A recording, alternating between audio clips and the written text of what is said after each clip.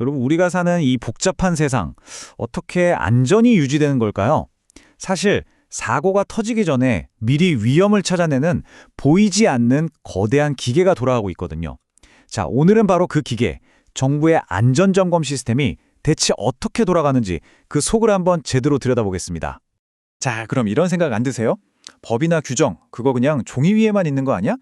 정부가 이걸 현장에서 진짜 우리를 지키는 힘으로 만들려면 어떻게 해야 할까요?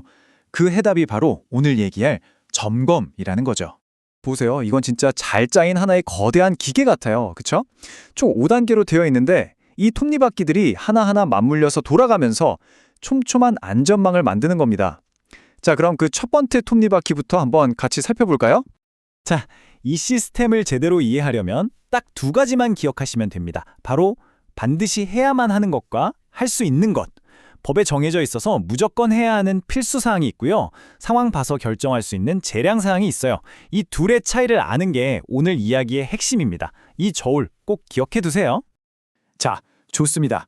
그럼 첫 번째 단계로 들어가 보죠. 바로 이 중요한 점검을 수행할, 일종의 어벤져스 팀을 꾸리는 단계입니다. 바로 합동점검단이죠. 이 이야기에는 두 명의 핵심 인물이 등장합니다. 먼저 이 모든 걸 지휘하는 총감독, 바로 행정안전부 장관, 줄여서 행정관이라고 부를게요. 그리고 점검을 받는 쪽, 즉 재난관리책임기관의 장, 줄여서 재책장이 있습니다. 이 둘의 관계가 이 시스템의 핵심이에요. 근데 여기서 진짜 중요한 게 뭐냐면요. 바로 권한이 어디에 있냐는 겁니다. 점검팀의 리더, 그러니까 단장을 누가 정할까요? 점검 받는 쪽이 아니라 바로 행정관이 임명합니다. 이게 아주 중요해요. 모든 권한의 시작이 바로 이 행정관이라는 거, 이게 이 시스템의 제1원칙입니다. 그럼 팀은 어떻게 만들어질까요? 간단합니다. 행정관이 자, 점검팀 만듭시다 하고 결정해요. 그리고 재책장에게 사람 좀 보내주세요 하고 요청하죠. 그럼 재책장은 이걸 거부할 수가 없어요. 반드시 보내줘야 합니다. 그러니까 요청은 할 수 있는 재량이지만 사람을 보내는 건 해야만 하는 필수 의무인 거죠. 아, 근데 여기서 함정 카드 하나. 많은 분들이 점검팀은 다 공무원이겠지 생각하시거든요. 근데 아닙니다. 보세요. 일반 공무원뿐만 아니라 무슨 공사나 공단 같은 공공기관의 직원도 팀에 들어올 수 있어요. 이렇게 다양한 전문가들이 모이니까 현장 전문성이 확 올라가는 거죠. 자, 이렇게 어벤져스 팀이 꾸려졌습니다. 그럼 이제 뭘 해야 할까요? 바로 작전 개시 전에 지켜야 할 규칙, 일종의 교전 수칙을 알아볼 차례입니다. 바로 계획을 세우고 알리는 과정이죠. 가장 큰 원칙은 바로 투명성이에요. 그러니까 갑자기 들이닥치는 게 아니라는 거죠. 보통 정기 점검은 저희 언제 갈 겁니다 하고 미리 알려주는 게 필수입니다. 왜냐하면 점검 받는 쪽도 준비할 시간을 줘야 공평하잖아요. 근데 이런 의문이 들죠. 만약에 진짜 급한 상황이면요.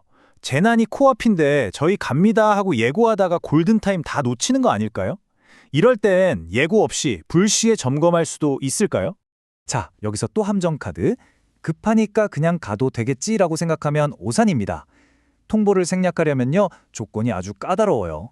그냥 긴급하다고 해서 되는 게 아니라 긴급한 상황이면서 동시에 수시 점검일 때 이 두 가지 조건이 딱 맞아떨어져야만 예외적으로 통보를 안 할 수도 있는 겁니다. 그러니까 이건 자동이 아니라 아주 제한적인 재량권인 거죠. 자, 이제 사전 준비는 다 끝났습니다. 드디어 점검팀이 현장으로 출동할 시간이에요. 과연 현장에서는 어떤 일들이 벌어질까요? 한번 따라가 보시죠. 현장에 가서 우왕좌왕하면 안 되잖아요. 그래서 아주 스마트한 방법이 있어요. 점검팀이 현장에 가기 전에 이 서류들 미리 좀 준비해 주세요 하고 요청할 수 있습니다.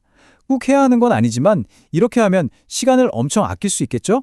아주 중요한 재량권 중 하나입니다. 근데 만약에 진짜 특수한 분야라 내부 인력만으로는 좀 부족하다. 그럼 어떻게 할까요? 그럴 때 행정관이 쓸 수 있는 카드가 있습니다. 바로 외부 전문가를 부르는 거죠. 근데 재밌는 건 이 전문가한테 수당을 주는 건 예산이 허락하는 범위 내에서 할 수 있는 재량이라는 거예요. 무조건 줘야 하는 의무는 아니라는 점. 좀 특이하죠? 여러분, 점검은 현장에서 문제점을 찾았다 하고 끝나는 게 절대 아닙니다. 사실 진짜 중요한 건 지금부터예요. 찾아낸 문제들을 실제로 고치게 만드는 과정, 바로 후속 조치 단계로 넘어가 보겠습니다. 여기서 가장 핵심. 점검에서 뭔가 지적을 받았다? 그러면 채찍장은 빼도 박도 못합니다. 반드시 어떻게 고칠 건지 조치 계획, 그러니까 액션 플랜을 만들어서 내야 해요. 그리고 그걸로 끝이 아니라 계획대로 잘 고쳤습니다 하고 결과 보고까지 해야 합니다. 이게 다 법으로 정해진 필수 의무예요. 그럼 보고서만 내면 끝일까요?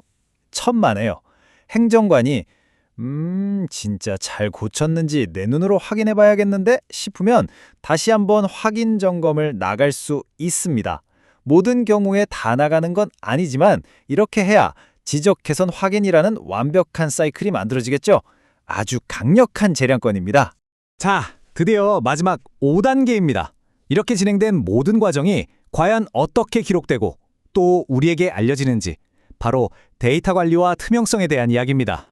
이 모든 기록들이 그냥 서류 뭉치로 쌓여있다가 사라지는 게 아니에요. 점검을 언제 했고, 결과가 어땠고, 어떻게 조치했는지까지 이 모든 걸 중앙 데이터 시스템에 차곡차곡 입력해야 합니다. 이것도 필수 의무죠. 이렇게 해야 나중에 데이터로 활용도 하고 투명성도 지킬 수 있으니까요. 그런데 여기서 한 가지 딜레마가 생깁니다. 한쪽에서는 국민의 알 권리를 위해 다 공개해라 하고, 다른 한쪽에서는 이건 국가 안보에 관련된 거라 공개하면 안 된다고 하는 거죠. 이 두 가지 가치가 팽팽하게 맞서는 거예요. 과연 이 균형을 어떻게 잡을까요? 해결책은 바로 선별적 공개입니다. 그러니까 무작정 다 공개하거나 다 숨기는 게 아니고요. 국가 안보나 개인의 사생활처럼 민감한 부분은 까맣게 가리고 나머지를 공개하는 방식이죠. 이렇게 해서 알 권리도 지키고 보안도 지키고, 말 그대로 두 마리 토끼를 다 잡는 겁니다. 자, 그럼 오늘 살펴본 내용 핵심만 딱딱 짚어볼까요?